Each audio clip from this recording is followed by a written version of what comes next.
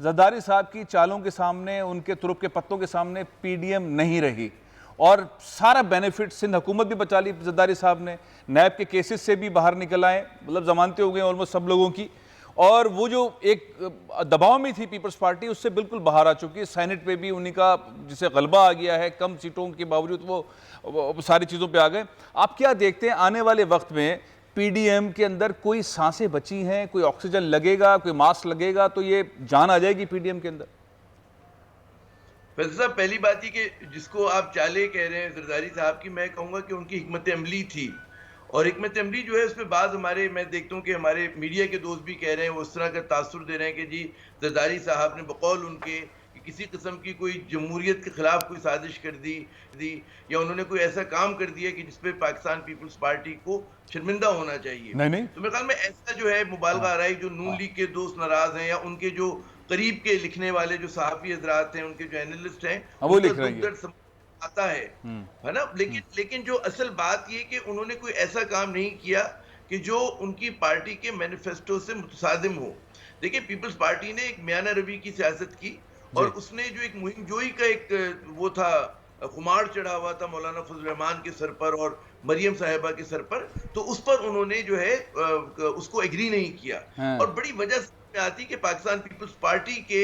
جو مفادات ہیں یا پاکستان پیپلز پارٹی کے جو مسائل ہیں وہ نون لیگ سے بالکل جدا ہیں۔ آپ اگر غور کریں کہ بلاول بھٹو زرداری صاحب جو ہیں نیشنل اسمبلی کے ممبر ہیں، مریم صاحبہ ڈسکوالیفائیڈ ہیں، زرداری صاحب نیشنل اسمبلی کے ممبر ہیں، نواز شریف صاحب ڈسکوالیفائیڈ ہیں، اور ان کے پاس سندھ ہے، جیسے کہ آپ نے خود فرمایا، جی ہاں، تو ان کے وہ مسائل کبھی بھی نہیں تھے کہ وہ کوئی خودکش حملہ کریں سسٹم کے اوپر، صحیح بات ہے۔ اور ایسا حملہ کریں کہ جس کے نتیجے میں اس بات کی ان کو کوئی یقین دہانی نہ ہو کہ کل کو اگر یہ نظام جو ہے اپسیٹ ہوتا ہے، اس کو تہوبالا کر دیا جاتا ہے، تو اس کے نتیجے میں ان کا حصہ جو ہے بجائے بڑھنے کے کم ہو جائے۔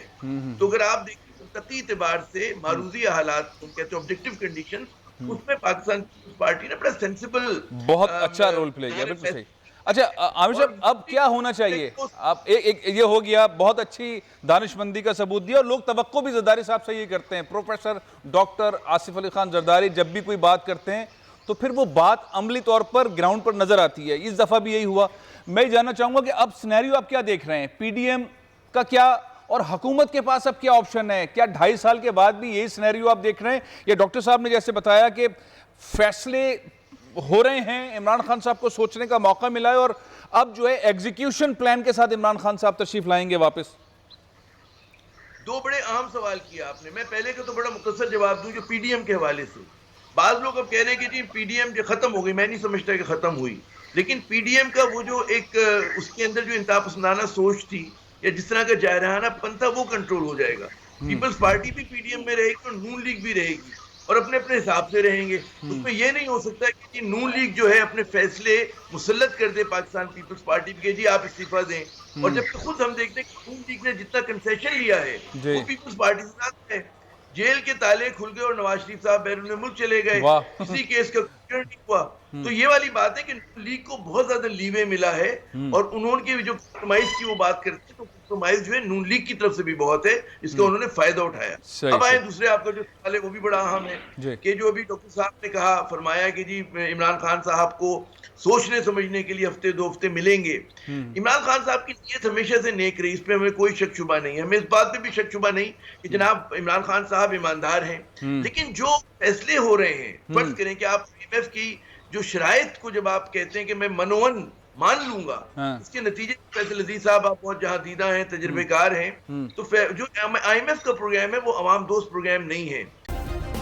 سبسکرائب کریں اور بیل دبائیں تاکہ کوئی خبر رہ نہ جائے۔